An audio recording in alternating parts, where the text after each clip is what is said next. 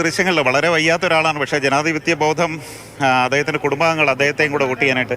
ഇവിടുത്തെ സ്കൂളിലത്തെ പഴയ മാനേജറാണ്. ഇതിന്റെ സ്കൂളിന്റെ ഈ സ്കൂളിന്റെ പഴയ മാനേജർ മണി എന്ന പേര്. എത്ര വയസ്സായി? 76. 78. ഓഹോ, വോട്ട് ചെയ്തോ? വോട്ട് ചെയ്തു.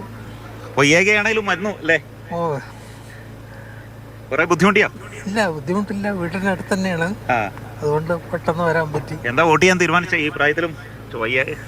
അല്ല, പ്രായത്തിലാണെങ്കിലും നമുക്ക് വോട്ട് ചെയ്യണമെന്ന് ആഗ്രഹം ഉണ്ടായിരുന്നു, അത് ചെയ്തു. എത്ര വയസ്സായി ചേട്ടന്? 78. 78 വയസ്സ്. 78 വയസ്സ് മക്കളുടെയും ഭാര്യയുടെയൊക്കെ കൂടെ അദ്ദേഹത്തിൻ്റെ സമ്മതിദാനാവകാശം അദ്ദേഹം വിനിയോഗിച്ചിരിക്കുകയാണ്. ഞാൻ നേരത്തെ സൂചിപ്പിച്ച പോലെ ഇവിടെ ഈ സ്കൂളിൽ ഒരുപാട് പ്രത്യേകതയുണ്ട്. പ്രായമായവർ അതുപോലെ വളരെ കഷ്ടപ്പെട്ട് മറ്റുള്ളവരുടെ സഹായത്തോടെ സ്ട്രെച്ചറിലൊക്കെ വന്ന് വോട്ട് ചെയ്യുന്നുണ്ട്. അപ്പോൾ ഇതൊക്കെ തന്നെയാണ് നമ്മുടെ ജനാധിപത്യത്തിൻ്റെ വിജയമെന്ന് പറയുന്നത്. ഈ പ്രായത്തിലും മക്കളുടെയും ഭാര്യയുടെയും ഒക്കെ സഹായത്തോടു കൂടി ഇവിടെ വന്ന് വോട്ട് ചെയ്യാനായിട്ട് പറ്റുന്നു അല്ലേ?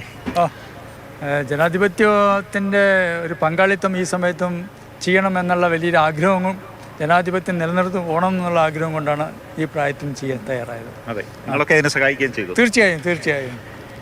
എന്തായാലും നന്ദി. ഓക്കെ.